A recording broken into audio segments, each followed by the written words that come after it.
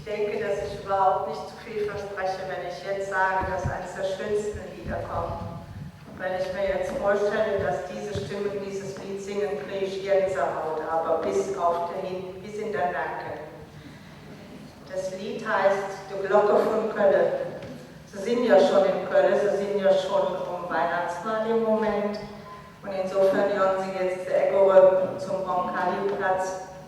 Und weil Sie da sind, fängt bestimmt jetzt der dicke Peter an zu lügen.